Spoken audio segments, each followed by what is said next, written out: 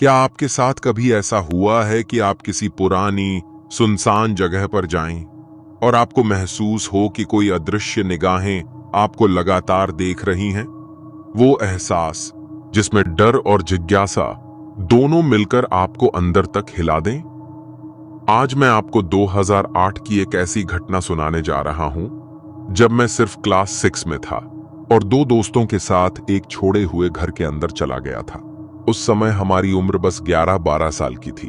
छुट्टियों के दिन थे और हम तीनों, मैं, समीर और अजय, दिन भर मोहल्ले में साइकिल चलाकर, क्रिकेट खेलकर और बेवकूफी भरे रोमांच खोजकर समय बिताते थे। मोहल्ले से थोड़ी दूर एक पुराना वीरान मकान था जिसे सभी पुरानी हवेली कहते थे।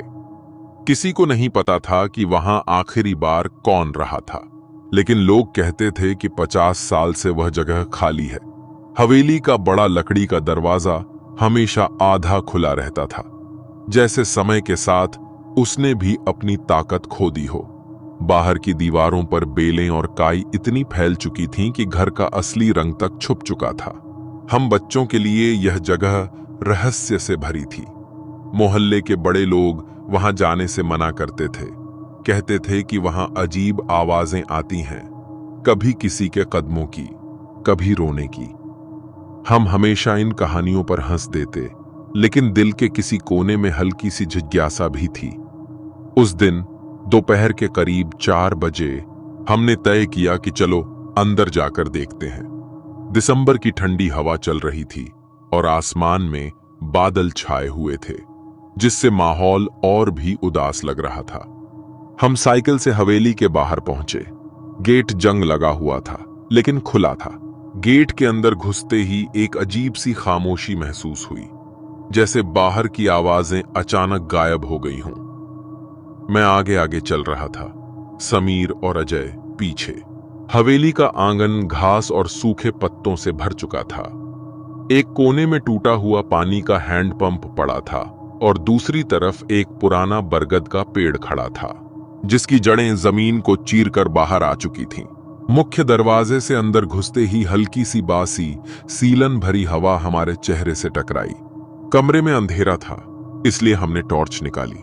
रोशनी में दीवारों के छिलके हुए प्लास्टर और टूटे फर्नीचर नजर आए। लेकिन तभी मुझे एक अजीब सी बात महसूस हुई। कमरे के कोने में पड़ी एक पुरानी अलमारी के दरवाजे का एक पल्ला हल्का सा हिल रहा था, जबकि खिड़कियां बंद थीं और हवा का कोई झोंका नहीं था। मैंने टॉर्च उस तरफ घुमाई, लेकिन वहां कुछ नहीं था, सिर्फ धूल और मकड़ी के जाले। मैंने इसे नजरअंदाज करने की कोशिश की, लेकिन दिल की धड़कन थोड़ी तेज हो गई थी। हम आगे बढ़े और देखा कि हवेली में एक लंबा गलियारा है, जिसके दोनों ओर कमरे बने हैं। गलियारे में अजीब ठंडक थी, जैसे धूप यहां कभी पहुंची ही ना हो। चलते चलते मैंने महसूस किया कि हमारे कदमों की आवाज के साथ एक और हल्की धीमी आवाज आ रही है, जैसे कोई हमारे पीछे पीछे चल रहा हो। मैंने अचानक मुड़कर देखा। समीर और अजय मेरे ठीक पीछे थे, लेकिन उनकी आंखों में भी वही सवाल था जो मेरे मन में था। बिना कुछ कहे हम तीनों आगे बढ़ते रहे, लेकिन उस पल से हवेली की हवा और भारी लगने लगी थी। गलियारे के आखिर में एक टूटी हुई लकड़ी की सीढ़ी थी, जो ऊपर की मंजिल की ओर जाती थी।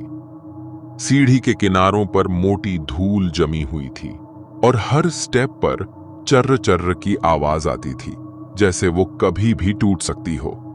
हम तीनों ठिठक गए। अजय ने धीरे से कहा, ऊपर चलें क्या? समीर ने कंधे उचका दिए, लेकिन उसके चेहरे पर भी डर साफ दिख रहा था। मैं सबसे पहले चढ़ने लगा। हर कदम पर मुझे लगता जैसे ऊपर कोई हमारा इंतजार कर रहा हो। ऊपर पहुंचते ही एक छोटा सा हॉल था, जिसके 3 तरफ कमरे बने थे। सबसे अजीब बात यह थी कि इस मंजिल पर धूल उतनी नहीं थी जितनी नीचे थी, जैसे यहां किसी ने हाल ही में कदम रखे हों। पहला कमरा लगभग खाली था, सिर्फ एक टूटी चारपाई और फटा गद्दा। लेकिन दूसरे कमरे में घुसते ही हमारी सांस रुक सी गई। कमरे के कोने में एक लकड़ी की कुर्सी बिल्कुल सीधी खड़ी थी और उसके ऊपर एक पुरानी धूल भरी चादर नीटली तह करके रखी थी। ज्यादा साल का बच्चा होकर भी मैं समझ गया कि ये अजीब है, क्योंकि बाकी हवेली में सब बिखरा हुआ था, लेकिन ये चीजें इतनी व्यवस्थित कैसे थीं? समीर ने धीमी आवाज में कहा, ये किसी ने रखा होगा। हम कुर्सी के पास जाने ही वाले थे कि अचानक नीचे से धड़ाम की तेज आवाज आई, जैसे कोई भारी चीज गिर गई हो। हम सब उछल पड़े, बिना देर किए सीढ़ियों की तरफ दौड़े, लेकिन तभी तीसरे कमरे से एक हल्की सी खटाक की आवाज आई, जैसे कोई दरवाजा धीरे से बंद हुआ हो। हम नीचे भागे।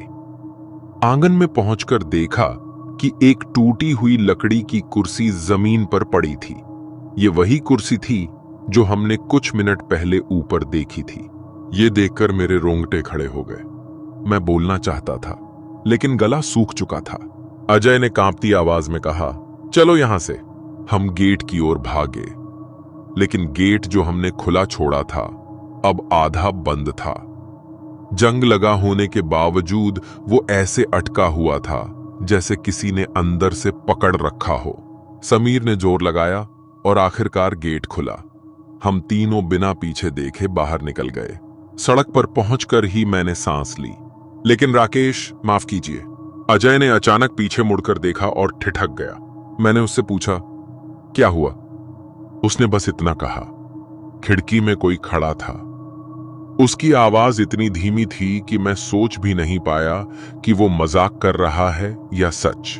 उस दिन के बाद हम तीनों कभी उस हवेली के पास भी नहीं गए। और आज, इतने साल बाद भी, जब दिसंबर की ठंडी हवा चलती है और कहीं से हल्की सी बासी गंध आती है, तो मुझे लगता है शायद वो हवेली अभी भी हमें बुला रही है।